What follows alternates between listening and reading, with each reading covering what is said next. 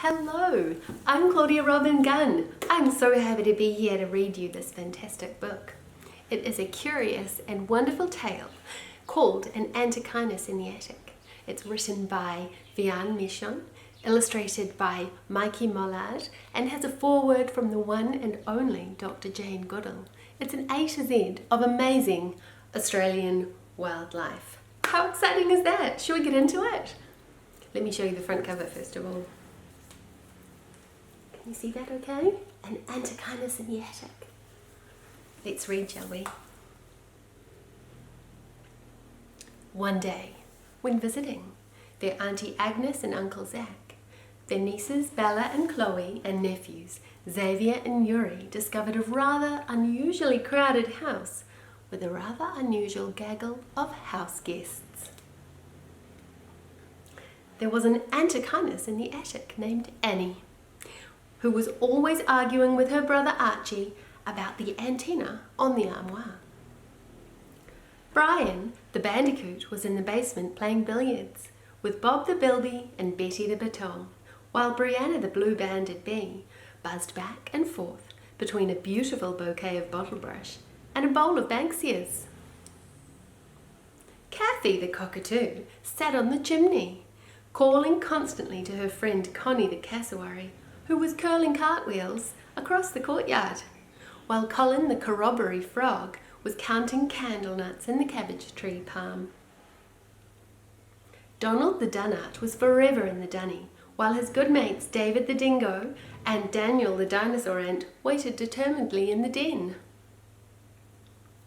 Edith the emu and Eddie the echidna were eating 11 enormous eclairs on the estrade with Ethan the eastern curlew. Fred and Fran the flying foxes were playing frisbee in the field with Franco the frill-necked lizard.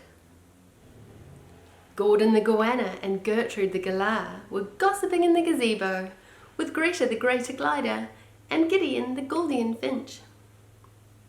Harry the hairy-nosed wombat was hiding in the hammock, while Helen the helmeted honey-eater hopped here and there, hoping to find him. Isabel the island thrush and Isaac the ibis were jumping about in the jacuzzi with Jenny the jibberoo. Kirsty the kangaroo, Kenny the koala, and Katie the kookaburra were cooking kale and kohlrabi in the kitchen. Lockie the lyrebird and Lenny the legless lizard were lounging on the lawn, licking lollipops on the lazy boy. Michael the mangrove monitor and Mandy the magpie were on the mezzanine making mad music with maracas and a mandolin, while Millie the mulgara and Marcy the marsupial mole made mud pies on the masonry. Nina the numbat and Neville the knobby dragon were noshing nachos on the nesting tables with Natalie the night parrot. Octavia the olive python and Ozzy the osprey were playing oboes on the ottomans as Oscar the Otway snail sang an ode to Ophelia the orange-bellied parrot. Percy the pygmy possum was in the pantry picking prunes out of the pudding, and Penny the platypus was on the porch playing pick-up sticks with Poppy the pink slug. Quentin the quokka was tossing quoits on a quilt, while Queenie the quoll quaffed a quandong, quince, and quinoa quiche. Robert the rock wallaby was rollicking on the roof, while Rachel the rainbow lorikeet and Ricky the rabbit rat were reading in the rafters. Susie the sugar glider and Sammy the skink were slurping sodas in the summer house, while Stuart the stick insect and Sebastian the stag beetle sat on the stairs singing silly songs about shizium.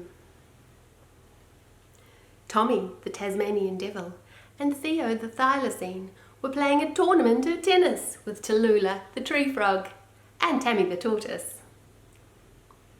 Ursula the Ulysses butterfly was underneath an ultramarine umbrella with Ulrich the underwoodosaurus who was playing the ukulele.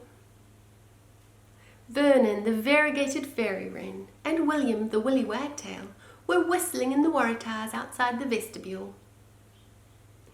And in the xantheria grass tree, Yasmin the yellow wattlebird yodeled and yawned, while Zahara the zebra finch and Zoe the zodiac moth zigzagged in and out of the zamia fern. "Oh no," cried the cousins in dismay. "There's no room for us." So Annie and Archie the Antechinus, Brian the bandicoot, Bob the bilby, Betty the batong and Brianna the blue-banded bee, Kathy the cockatoo, Connie the cassowary and Carol the corroboree frog, Donald the donut, David the dingo and Daniel the dinosaur ant, Edith the emu, Eddie the echidna and Ethan the eastern curlew, Fred and Fran the flying foxes and Franco the frill-necked lizard, Gordon the goanna, Gertrude the galah, Greta the greater glider and Gideon the Gouldian finch, Harry the hairy-nosed wombat and Helen the helmeted honeyeater, Isabel the island thrush, Isaac the ibis and Jenny the jabiru, Kirsty the kangaroo, Kenny the koala and Katie the kookaburra, Lockie the lyrebird and Lenny the legless lizard, Michael the mangrove monitor, Mandy the magpie, Millie the mulgara and Marcy the marsupial mole, Nina the numbat, Neville the knobby dragon and Natalie the night parrot, Octavia the olive python, Ozzy the osprey, Oscar the otway snail and Ophelia the orange-bellied parrot, Percy the pygmy possum, Penny the platypus and Poppy the pink slug, Quentin the quokka and Queenie the quoll, Robert the rock wallaby, Rachel the rainbow lorikeet and Ricky the rabbit rat, Susie the sugar glider, Sammy the skink, Stuart the stick insect and Sebastian the stag beetle, Tommy the Tasmanian devil, Theo the thylacine, Tallulah the tree frog and Tammy the tortoise, Ursula the Ulysses butterfly and Ulrich the underwatersaurus, Vernon the variegated fairy wren and William the woolly wagtail, Yasmin the yellow wattlebird, Zahara the zebra finch and Zoe the zodiac moth all ran, flew, fluttered, crawled, waddled, slithered, slimed, scurried and hopped their way back to their own homes. "Ah, peace at last," sighed Auntie Agnes, Bella, Chloe, Xavier, Yuri and Uncle Zach as they sat in the summer house, sipping on sarsaparillas while watching the sun set on a strange gaggle of visitors, all disappearing across the horizon and into the evening light.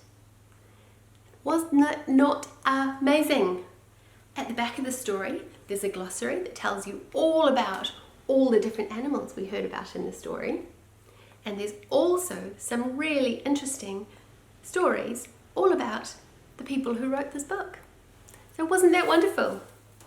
You know what? This book is so much fun and it has an important message about conservation, doesn't it? Wherever you live in the world, it's really fun to find out and get involved in programs that might help the wildlife and nature in your own community, don't you think? I really identify with this story because while all of the Australian wildlife is wild and wonderful to me, it's so different and varied compared to New Zealand. In New Zealand we have almost entirely a population of native wildlife that consists of birds, a couple of mammals, and lots and lots of types of lizards and skinks and interesting creatures, plus of course one dinosaur, the tuatara. So we have our own kind of incredible variety, but I really identify with programs that help to restore their habitats and try and make space for them, because you know we came into their homes, didn't we? Not the other way around, and it's our responsibility as humans to make sure that we make space for them as well. This book has a really important purpose. It's raising funds for both Dr. Jane Goodall's Roots and Shoots Australia and the School Broadcasting Network. And they have conservation and youth projects, as well as other conservation programs around Australia. So if you'd like a copy of Antechinus in the Attic, you can just click the link below.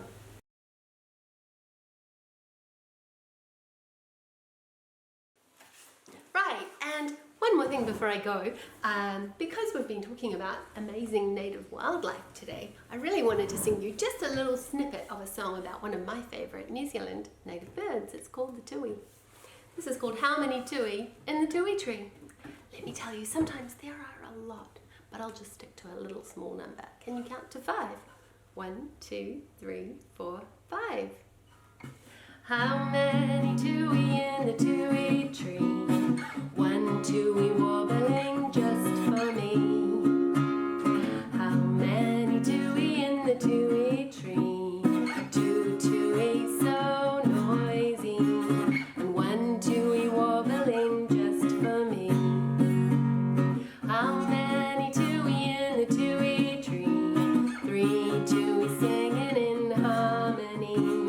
2 tui so noisy, and 1 tui wobbling just for me. How many tui in the tui tree? 4 tui dancing leaf to leaf. 3 tui singing in harmony. 2 tui so noisy, and 1 tui wobbling just for me. How many tuis in the tui tree? 5 tui swooping and diving. 4 tui dancing leaf to leaf. 3 tui singing in harmony. 2 tui so noisy, and 1 tui wobbling just for me. Did you count all the tui? 1, 2, 3, 4, 5 tui in the tui tree.